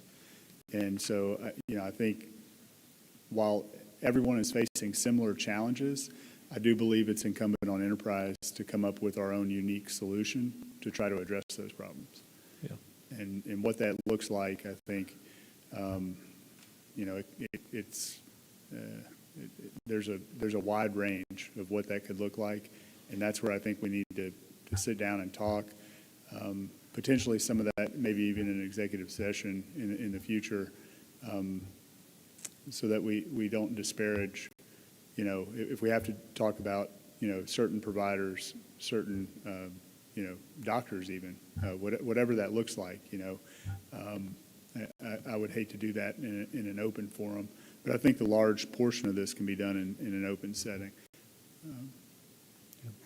Any questions from the council? Yeah, I mean, I think I share y'all's thoughts. If we were here tonight talking about streets or sewer or water or parks and rec or even our retail base or our industrial base, and we got these types of findings, I mean, we would be in crisis mode, I think, of like, what are we going to do about it? So, I think it's evident that this is just the brutal facts. I mean, it's just it's nothing that anybody's done, but I mean, we are, we're part of the solution. Obviously, I think traditionally we've looked to the healthcare industry to solve these problems for us. Hadn't really looked at it as a city government solution, but we've got to be part of the, fix. So I think I hear from everybody, there's consensus that we definitely want to dig in and move forward with this. So just, I guess, need to hear from y'all of what you think those next steps look like. Yes, sir. Thanks, Wes. Sure. All right. Thank you, Mr. Everett. Yes, and I apologize, there was one more piece of Yeah, information. go ahead. And that I wanted to reference. PYA did do an over-the-phone interview with several practitioners in our area. If you reference that provider needs assessment, the very back section, you'll see the questions and responses that local providers gave to PYA pertaining to what their thoughts and where they believed the city and our county could benefit. So if there's one piece of material that I want to bring attention to, I think that is a strong testament to our state of being. So that's in the slide Yes. presentation, says provider needs assessment. That's correct. And then it's the key stakeholder interviews. That's correct. And if you, the key stakeholder interviews, that's right. All right, great. All right. Thank you all. All right, thanks, Mr. Everett. All right, council, I think we've all got some homework. All right, we will move on to old business, which the first item of old business is a public hearing and consideration of ordinance 031825, the Bray rezone. I now call for a public hearing prior to consideration of ordinance 031825, providing to rezone 3.59 acres of land owned by Richard Bray from M2 General Industrial District to R1 Low Density Single Family Residential District located at Coppinville Road. This public hearing is now open, just so I kind of know how we're going to proceed. Is there anyone here that, if you could, by a show of hands, that wishes to speak on this evening? All right, I see no one. So the public hearing is now open. Staff doesn't need to address us about anything other than what y'all have already told us. All right, I'll close the public hearing if there's no objections and call for consideration of ordinance 031825. Move to adopt ordinance 031825. Second. We have a motion and a second to adopt ordinance 031825. Is there any further discussion? All those in favor say aye. Aye. All opposed, same sign. Motion carries. We now have a request of permission to reject the bids and an authorization to rebid for the irrigation well multipurpose recreational complex. I introduce and call for consideration of a request from consulting engineer Glenn Morgan to reject all bids received for the installation of an irrigation well at the Enterprise Multipurpose Recreational Complex. The lowest base bid received was submitted by Donald Smith Company Incorporated in the amount of $862,568. Donald Smith Company Incorporated also submitted the lowest combined base bid and deductive alternates in the amount of $760,068. Since these amounts exceed the funds available for the project, further authorization is requested to review the project scope and authorize rebidding. Do I hear a motion? I move to approve the request to reject all bids received and further authorize rebidding. Second. We have a motion and a second to approve the request to reject all bids and further authorize rebidding. Is there any further discussion? All those in favor say aye. Aye. All opposed, same sign. Motion carries. Moving on to new business, I'll introduce ordinance 041825 to establish voting and polling place.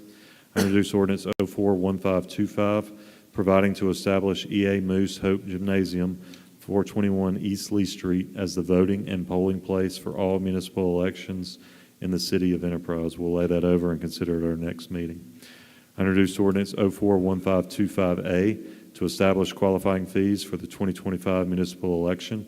I introduced ordinance 051525A, providing for the establishment of $50 as the qualifying fee for the 2025 municipal election.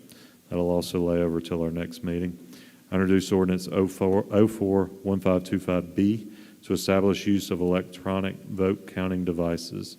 I introduced ordinance 041525B providing for the establishment of the use of electronic vote counting systems in all municipal elections. Ordinance 041525B further authorizes that for all elections held subsequent to the passage of this ordinance, the use of the same type devices used in Coffee County, Alabama elections, a system which complies with Section 17721 of the Code of Alabama. We'll lay that over until our next meeting. We'll now review and consider Resolution 041525, the ALDOT Agreement and Roadway Lighting. I introduce and call for consideration of Resolution 041525, providing for an agreement between the City of Enterprise and the State of Alabama, acting by and through the Alabama Department of Transportation for the installation of roadway lighting on AL 27 North. Resolution 041525 further authorizes the mayor to execute the agreement for and on behalf of the city. Do I hear a motion? I move to adopt Resolution 041525. Second. We have a motion and a second to adopt Resolution 041525. Is there any further discussion? All those in favor say aye. Aye. All opposed, same sign. Motion carries. We will now review and consider Resolution 041525A to accept streets for Bella Woods Subdivision Phase 2. I introduce and call for consideration of Resolution 041525A, providing to accept for maintenance for maintenance the streets and other public easements and improvements which are expressly shown on the final plat of Bella Woods Phase 2 subdivision as public dedications, subject to the contingencies and matters as set out in the April 9th, 2025 letter from Thomas Hardy to the council. Do I hear a motion? Move to adopt Resolution 041525A. Second. We have a motion and a second to adopt Resolution 041525A. Is there any further discussion? All those in favor say aye. Aye. All opposed, same sign. Motion carries. We'll now consider authorizing the mayor to execute an agreement with Poly Incorporated regarding the 2025 TAP Sidewalk project. I call for a motion to authorize the mayor to execute an agreement with Poly Incorporated for design and bid phase services related to the installation of sidewalks along Bellwood Road from State Road 192, US 84 bypass to State Road 27, Geneva Highway, and along George C. Wallace Drive from Bellwood Road to the Enterprise Multipurpose Recreational Complex at a not-to-exceed cost of $85,125.01. Do I hear a motion? Move to authorize the mayor to execute the agreement as submitted. Second. We have a motion and a second to authorize this agreement, or to authorize the mayor to execute this agreement. Is there any further discussion? All those in favor say aye. Aye. All opposed, same sign. Motion carries. We'll now consider authorizing the mayor to execute an agreement with Barge Design Solutions Incorporated for a corporate hangar at the Enterprise Airport. I call for a motion to authorize the mayor to execute an agreement with Barge Design Solutions Incorporated in the amount of $144,297 for engineering design services related to the construction of a new corporate hangar at Enterprise Municipal Airport. Do I hear a motion? I move to authorize the mayor to execute the agreement as submitted. Second. We have a motion and a second to authorize the mayor to execute the agreement as submitted. Is there any further discussion? All those in favor say aye. Aye. All opposed, same sign. Motion carries. We'll now consider authorizing the mayor to execute an agreement with KPS Group regarding the Rucker Boulevard corridor study. I call for a motion to approve an agreement with KPS Group for the preparation of a plan for the Rucker Boulevard corridor study, and further authorize the mayor to execute the final agreement consistent with the proposal. Do I hear a motion? Move to approve an agreement with KPS Group and further authorize the mayor to execute the final agreement consistent with the proposal. Second. We have a motion and a second to authorize the mayor to execute this agreement. Is there any further discussion? All those in favor say aye. Aye. All opposed, same sign. Motion carries. We'll now consider authorizing the mayor to execute a lease agreement with Strictly Tees at the Main Street Incubator. I call for a motion to authorize the mayor to execute an agreement between the City of Enterprise and Strictly Tees for the lease of the Main Street Incubator located at 123 South Main Street per the terms of the lease agreement. Do I hear a motion? Move to authorize the mayor to execute the lease agreement as submitted. Second. We have a motion and a second to authorize the mayor to execute the lease agreement as submitted. Is there any further discussion? All those in favor say aye. Aye. All opposed, same sign. Motion carries. All right, council, if you'll remember, we're entering the part of the agenda where we did not discuss these in the work session, so might require a little more discussion. We'll now consider authorizing the Main Street, Alabama Memorandum of Agreement I call for a motion to authorize a memorandum of agreement between the City of Enterprise and Main Street, Alabama for the city's participation in the Main Street program. The term of agreement is for 1 calendar year, beginning June 1st, 2025, and ending May 31st, 2026. Sir Blake, you want to update this council on this? I believe it's just re-upping. Yes, reopen our agreement with the Main Street program for the state of Alabama, basically what we will do and what they will do. And the Main Street Board of Director, who you saw earlier, Sheila Harris, will be signing it.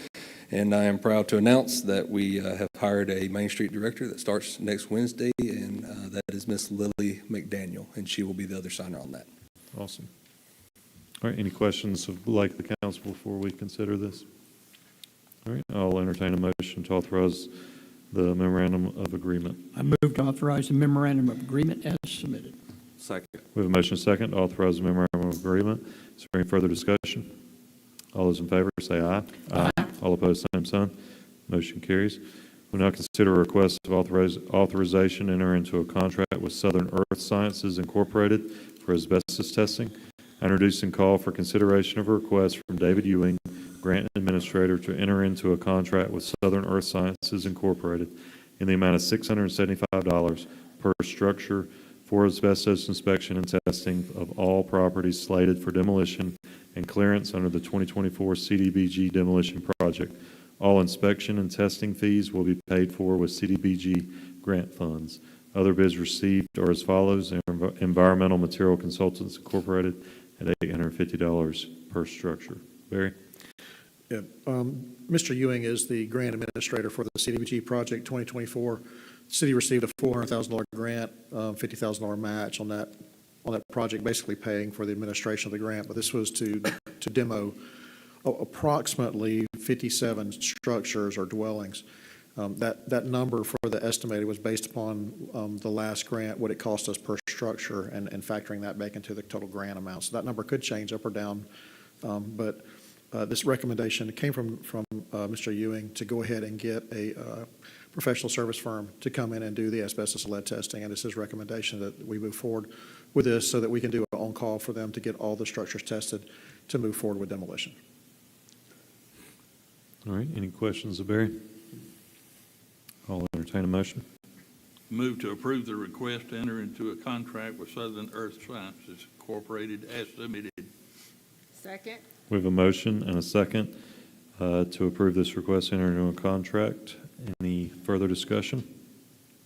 All those in favor say aye. Aye. All opposed, same sign. Motion carries. We'll now consider a request of permission to seek bids for the 2024 CDBG demolition project. I introduce and call for consideration of a request from City Engineer Public Works Director Barry Mott to seek bids for all phases of the 2024 CDBG demolition project. Bids will be advertised and conducted by Ewing, Connor and Associates and will take place in phases. Barry? Yes, sir. So same project. We're asking permission to go to bid for all the houses and all the packages for the CDBG demo project.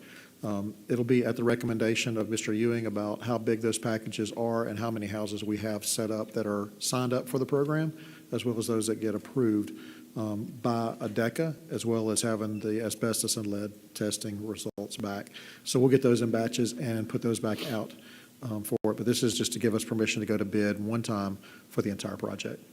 All right. Any other questions of Barry? All right, I'll entertain a motion. Move to approve the request to seek bids as submitted. Second. We have a motion and a second to approve the request to seek bids as submitted. Is there any further discussion? All those in favor say aye. Aye. All opposed, same sign. Motion carries. We'll now consider a board appointment to the Enterprise City School Board, Seat 5. I call for nominations to Enterprise City School Board, Seat 5, for a 5-year term in accordance with Section 1611.3 of the Code of Alabama, commencing on the date of the regular meeting of the board in June of this year. So those nominations are now open, and I will nominate Sean Buckner to the Enterprise City School Board, Seat 5. As I brought that recommendation at the last meeting, you'll recall, are there any other nominations?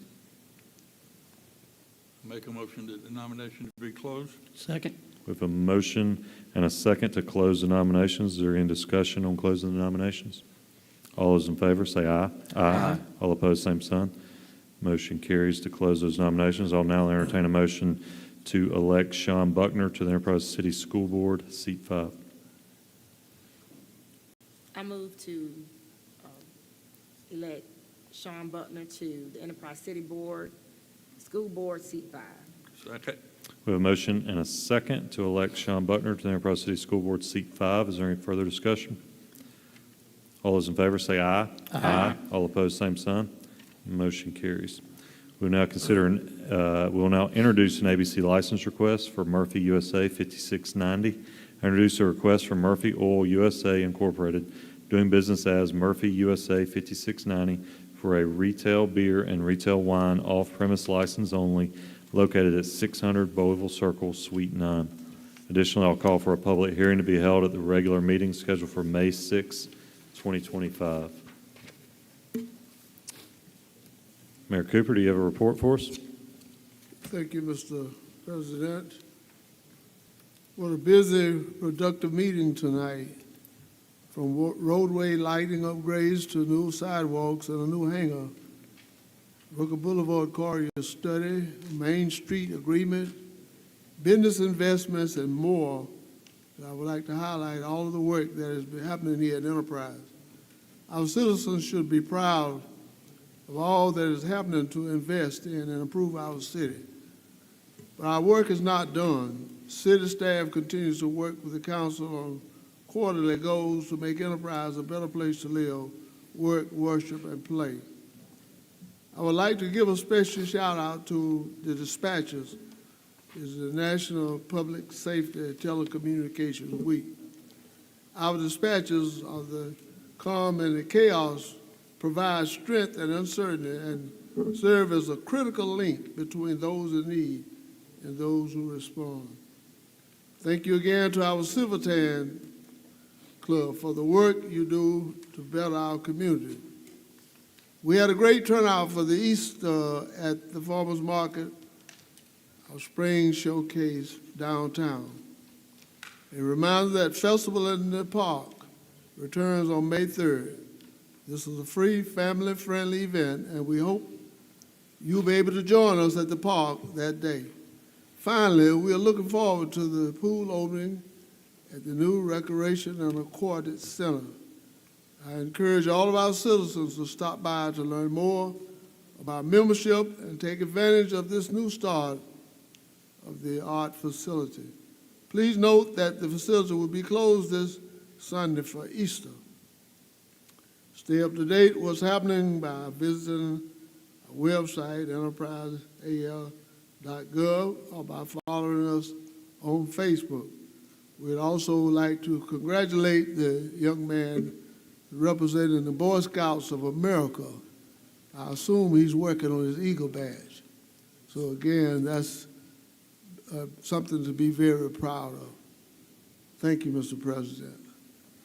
All right.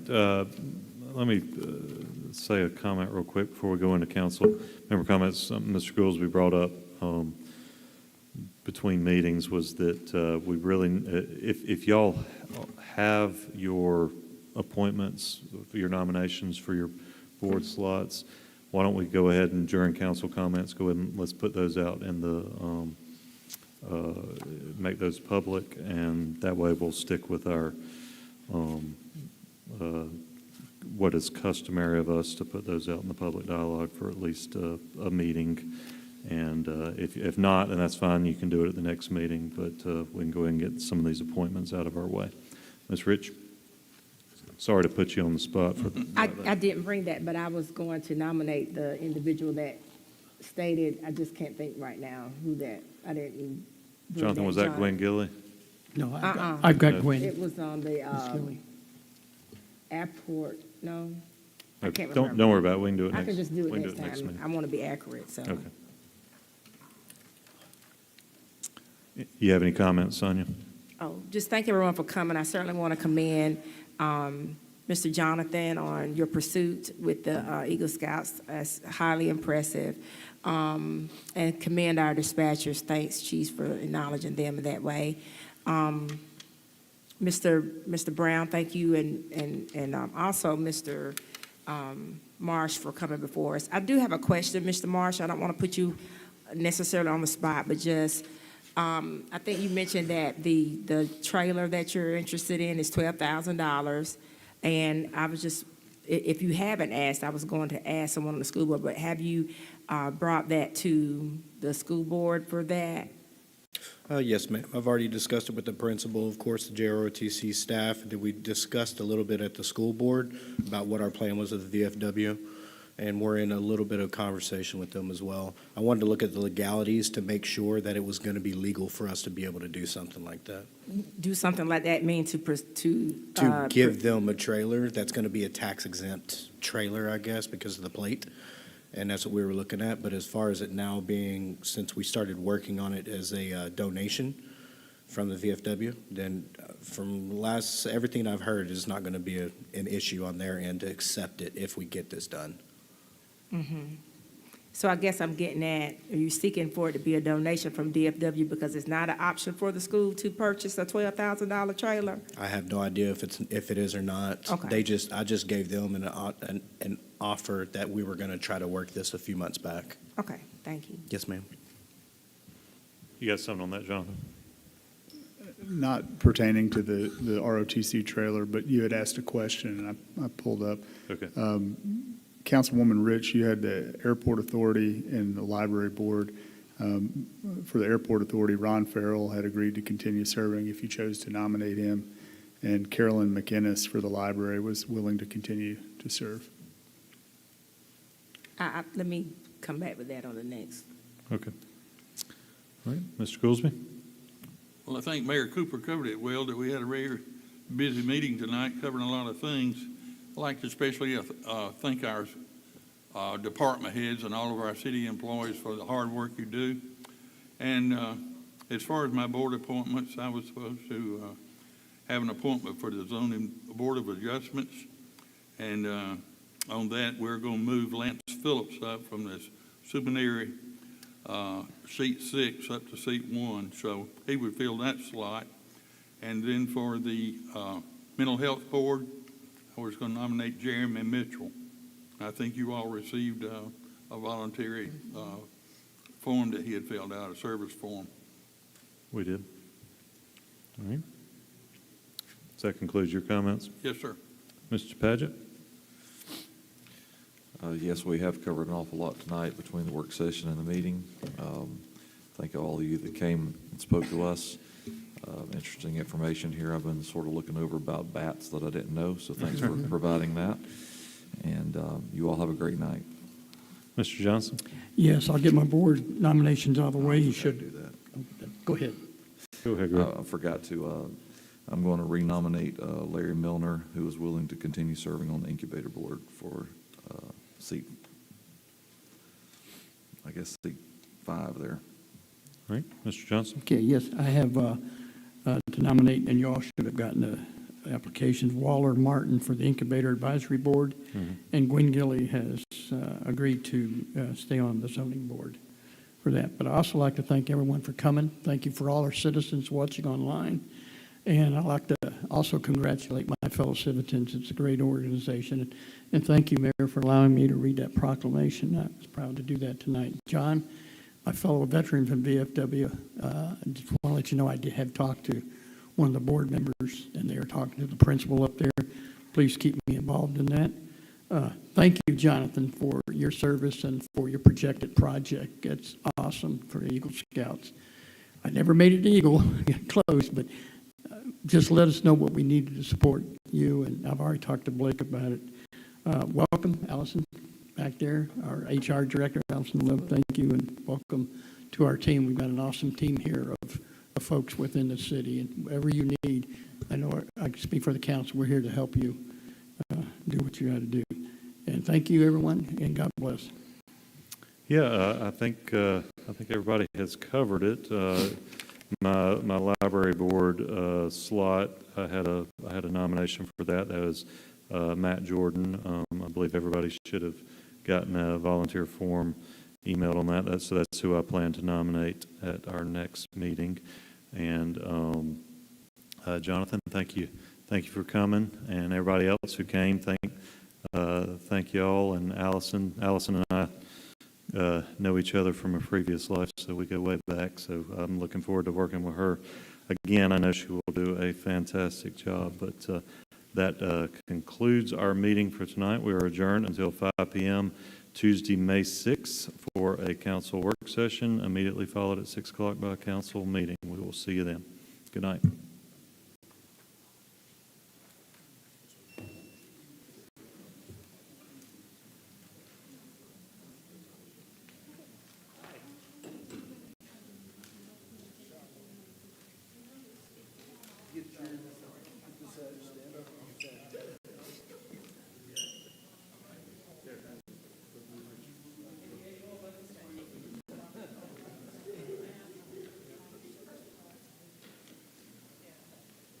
All right, son, that was good. I'm finna go put my foot under somebody's table. John.